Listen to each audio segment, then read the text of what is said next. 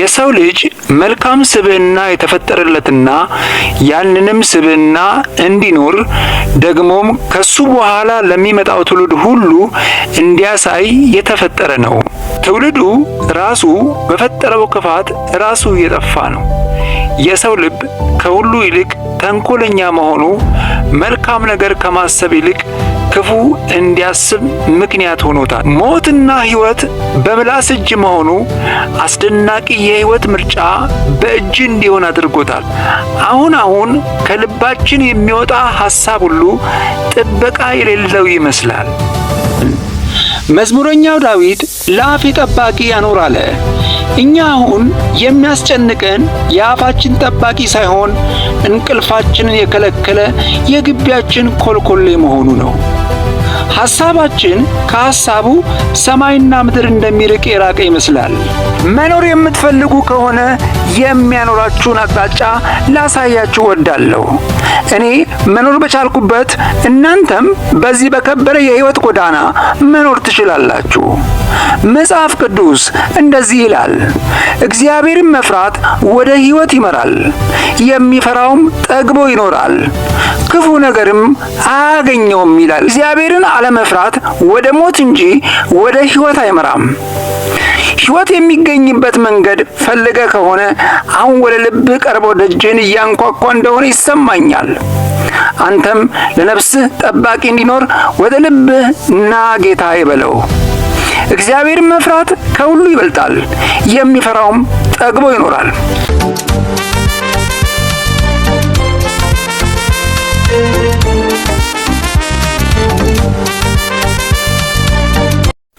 እዚህ ምድር ላይ ቁመና ያለው ስርዓት፣ ውበት ያለው ስርዓት፣ ቅርጽ ያለው ስርዓት ባይኖር ዓለማችን ከሲኦል ይልቅ የከፋች ትሆን ነበር። የሰው ልጅ መልካም ስብዕና የተፈጠረለትና ያንንም ስብዕና እንዲኖር ደግሞም ከሱ በኋላ ለሚመጣው ትውልድ ሁሉ እንዲያሳይ የተፈጠረ ነው። መልካም ሕይወት በድሮ እያስቀረ ያለ ትውልድ ክፉ ልምምድን በየዕለቱ እየፈጠረ ያለ ትውልድ ቢኖር ይህ ነው። ትውልዱ ራሱ በፈጠረው ክፋት ራሱ እየጠፋ ነው።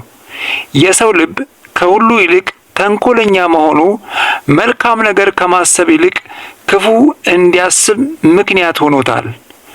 ልብህ የሚያመነጨውን ሁሉ መጠጣት ከጀመርክ በጊዜ ከዚህ ምድር ለመሰናበት መወሰን ነው። የልብህ ድምፅ ክፉ ይሁን መልካም ከመተግበር በፊት ቆም ብለህ ስማው። ያጠፋኛል ወይስ ያኖረኛል ብለህ። ሞትና ሕይወት በምላስ እጅ መሆኑ አስደናቂ የሕይወት ምርጫ በእጅ እንዲሆን አድርጎታል። ሕይወት ተናግረ መኖር ትችላለህ። የሞት ሽታ ተንፍሰ መጥፋት ትችላለህ ነው ቅኔው። ታላቅ ጥበቃ የሚያስፈልገው ነገር ቢኖር ምድር ላይ ልባችን ነው። አሁን ከልባችን የሚወጣ ሐሳብ ሁሉ ጥበቃ የሌለው ይመስላል።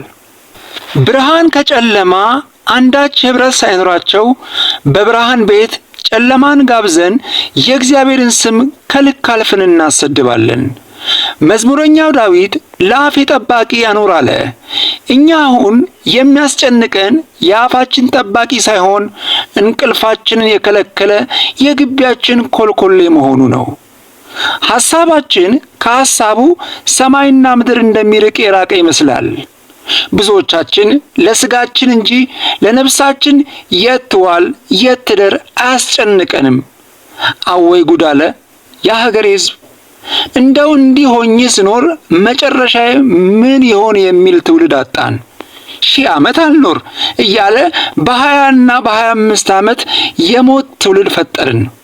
መኖር የምትፈልጉ ከሆነ የሚያኖራችሁን አቅጣጫ ላሳያችሁ ወዳለሁ። እኔ መኖር በቻልኩበት እናንተም በዚህ በከበረ የሕይወት ጎዳና መኖር ትችላላችሁ። መጽሐፍ ቅዱስ እንደዚህ ይላል፣ እግዚአብሔርን መፍራት ወደ ሕይወት ይመራል፣ የሚፈራውም ጠግቦ ይኖራል፣ ክፉ ነገርም አያገኘውም ይላል የእግዚአብሔር ቃል በምሳሌ መጽሐፍ 19:21 ላይ።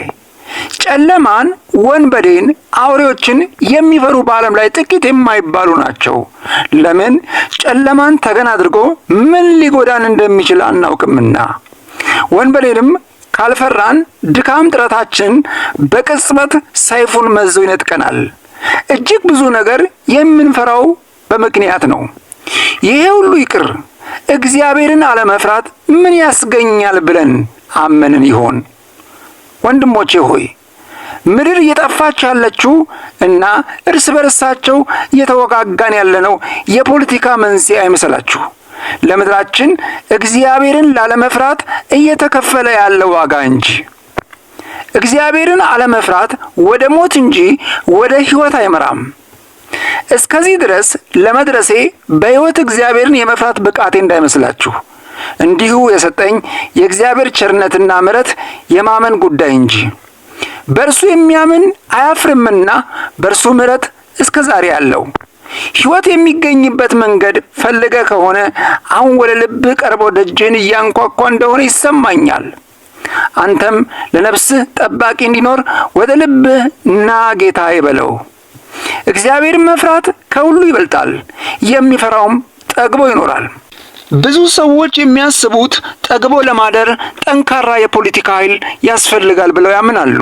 በእርግጥ ጠንካራ የፖለቲካ ኃይል ቢያስፈልግም የሚያጠግብህም የሚያኖርህም ግን እግዚአብሔር ብቻ ነው። ለዚህ ነው ትውልዱ የዞረበት። ሲራብ መንግስት ላይ ጮኻል፣ ሲጠግብ ደግሞ እግዚአብሔርን ያመሰግናል። መስተካከል የሚገባውና የተገለባበጠብን እጅግ ብዙ ነገር አለ። እግዚአብሔርን መፍራት ካቆምክ ማንም አያጠግብህም። እግዚአብሔርን መፍራት ከጀመርክ ማንም አያስርብህም። ክፉ ምን ማለት እንደሆነ የሚገባክ እግዚአብሔር የሚልህን ቃል ስትሰማ ብቻ ነው። እግዚአብሔር የሚለውን ካልሰማክ ክፉውን መልካም፣ መልካሙን ደግሞ ክፉ አድርገ መኖር አይቀሬ ነው። መራራን ጣፋጭ፣ ጣፋጩን መራራ ለምታደርጉ ወዮላችሁ ይላል የእግዚአብሔር ቃል። እንግዲህ እግዚአብሔርን በመፍራት የምታገኛቸውን ሦስቱን ፍሬዎች አጥብቀ ፈልግ። አንደኛ፣ እግዚአብሔርን መፍራት ወደ ሕይወት ይመራል ማለት ሞት ያለበት አይመራህም። ሁለተኛ፣ እግዚአብሔርን መፍራት በጥጋብ ያኖራል። ይህ ማለት ወደምትራብበትና ወደምትቸገርበት ጎዳና አይመራህም። ሦስተኛ፣ እግዚአብሔርን በመፍራት ክፉ ሳይሆን በመንገድ ሁሉ መልካም ያገኝሃል። ይህ ማለት በተሰማራበት ሁሉ የትኛውም ክፉ ወጥመድ አያገኝህም ማለት ነው። አመሰግናለሁ።